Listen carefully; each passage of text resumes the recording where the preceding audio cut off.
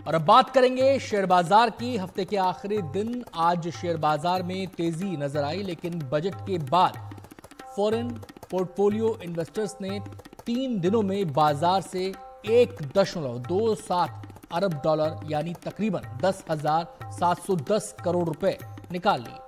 23 जुलाई को बजट का ऐलान किया गया। इसके बाद विदेशी निवेशकों ने 2,975 करोड़ रुपए के शेयर बेच दिए।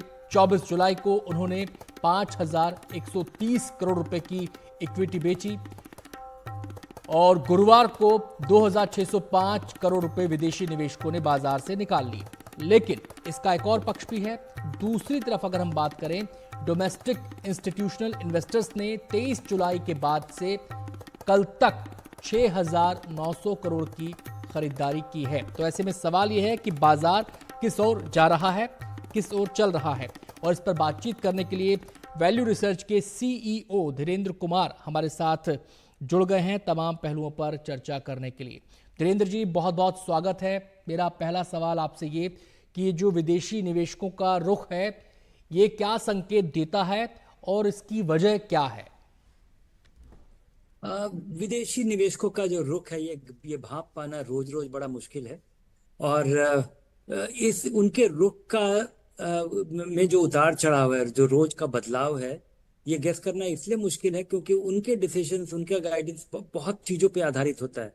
लेकिन अगर हम भारतीय निवेशकों का रुख देखें तो वो बड़ा ही क्लियर है कि उनका पैसा लगातार आ रहा है। और जिस तरह का बदलाव पिछले 3-4 साल में देखा गया है, जिस तरह का स्टेबिलिटी के साथ स्टडी तरीके से भारतीय छोटे निवेशकों का पैसा लगातार बाजार में आ रहा है, और जिस तरह से बाजार का स्तर बना हुआ है, या जिस तरह से अगर अब देखें कि सारे उतार चढ़ाव के बावजूद जो भी बजट के समय जो नुकसान हुआ, जो गिरावट आई, वो सब चीज हम लोग आज ब्रेक इवन करके आज सेंसेक्स ऊपर है, सप्ताह की तुलना में भी ऊपर है।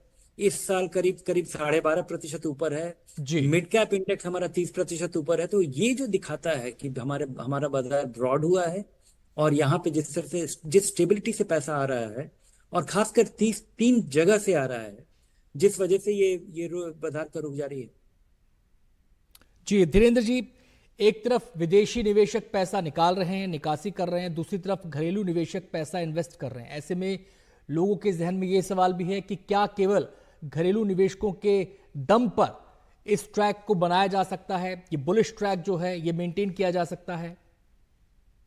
जी हाँ, ये पिछले 2-3 साल में साबित हो गया है कि अब भारतीय निवेशकों का नियमित रूप से जो नियमित पैसा आता रहता है हर महीने, वो अगर जारी रहता है, और अब वो केवल भारतीय निवेशकों का एसआईपी के जरिए ही नहीं है। अगर आप इसको देखें कि जिस तरह के आईपीओ आए हैं, जिस तरह का ओवर सब्सक्रिप्शन देखा गया, जिस तरह से एनपीएस का पैसा भारतीय बाजार में आता है, बल्कि मुझे लगता है कि एनपीएस में जो एक बड़ा बदलाव किया गया है इस बजट में, कि आपके तनख्वाह का प्राइवेट कंपनियों का जो एनपीएस में कंट्रीब्यूट करती थी, पहले उसमें केवल 10% उसको मैच करती थी आपके बेसिक सैलरी का, अब वो बढ़कर के 14% हो जाएगा।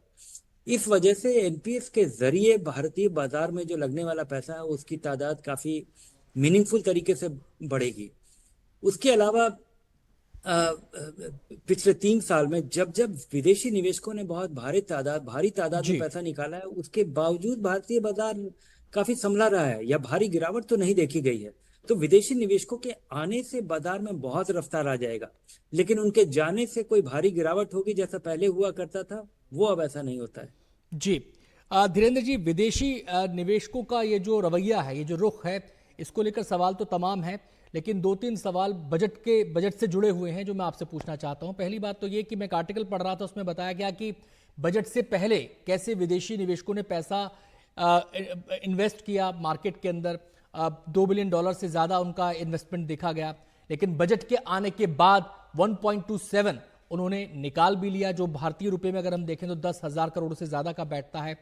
तो क्या ये माना जाए कि जो कुछ बजटरी प्रावधान सामने आए, खासकर शेयर मार्केट से जुड़े हुए, उनका एक इम्पैक्ट है ये?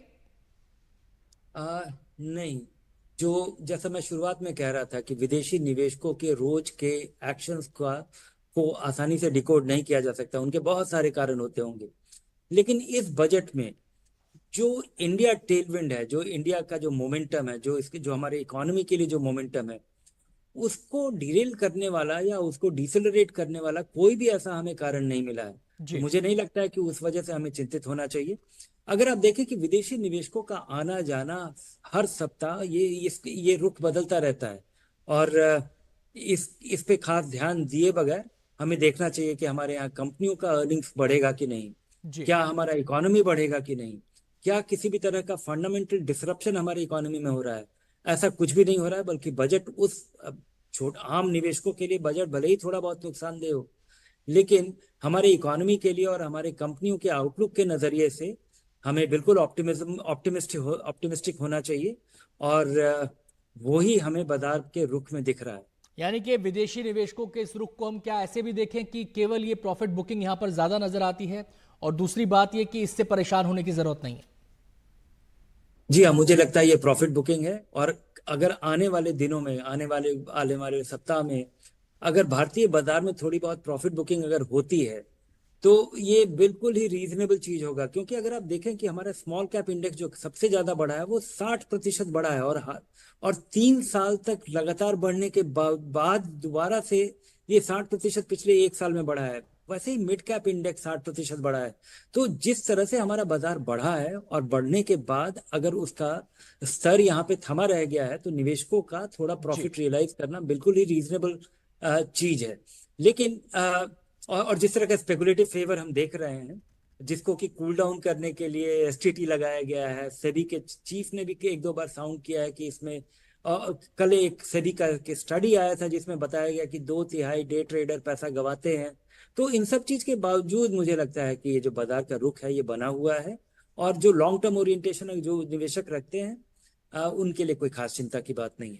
बहुत बहुत शुक्रिया धीरेन्द्र जी, इन तमाम पहलुओं को विस्तार से हमारे दर्शकों को समझाने के लिए। तो धीरेन्द्र जी का कहना साफ तौर पर यह है कि ये जो पैसे की निकासी विदेशी निवेशकों के द्वारा की जा रही है, इससे घबराने की जरूरत नहीं है। बाजार स्टेबल है, जो भारतीय अर्थव्यवस्था के फंडामेंटल्स हैं वो मजबूत हैं और निवेशकों का विश्वास बना हुआ है।